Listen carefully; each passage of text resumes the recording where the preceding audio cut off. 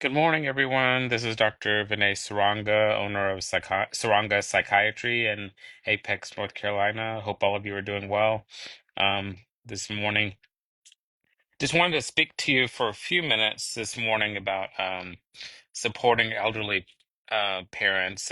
This is sort of piggybacking on what um, on a video I recorded last week that seemed to resonate with a lot of viewers about working with parents with dementia. But kind of piggybacking on that, it's some one of the things, of course, as I'm dealing with, and I'm sure many of my friends and viewers and that may be listening, watching this video, are kind of at the stage in their life where they may be having elderly parents, and in kind of working and working with and supporting elderly parents can it can be a challenge for many folks, and it's I know it was a challenge for me as well, and I'm still learning in the process.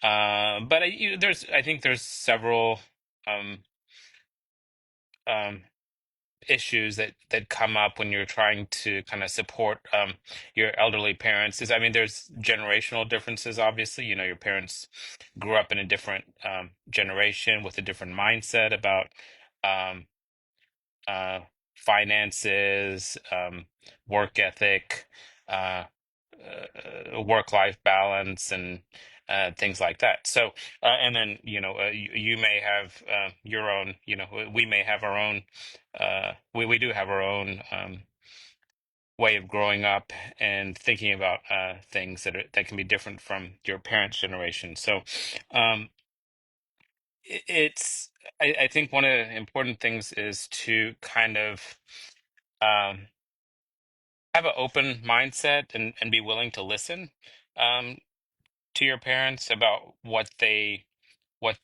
need and want, because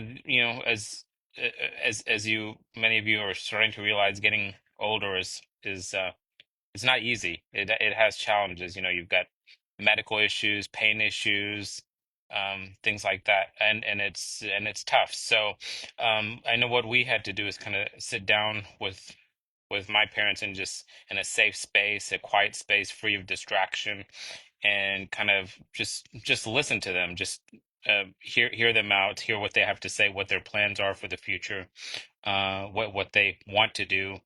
Uh, at this stage in their life, and just be willing to have an open ear and listen and support them the best you can.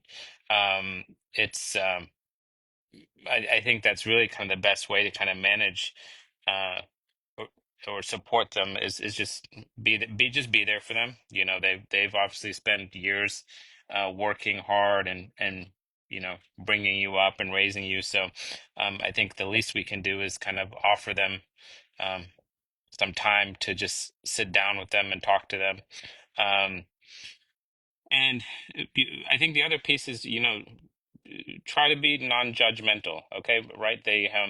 As I mentioned before, they have their biases, and the way they grew up was very different from the way our generation grew up.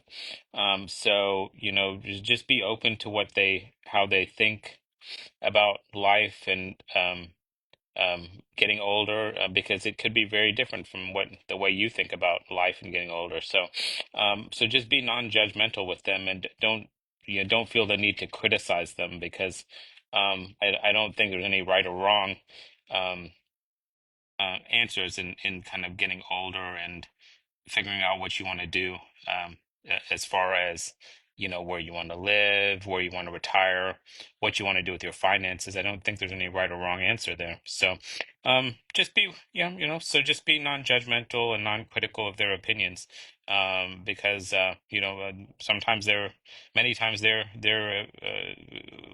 want to do what's best for them and what they feel is best for them. So well, anyway, I hope this video was helpful for you, and I hope you all have a good rest of the day. All right, take care. Bye.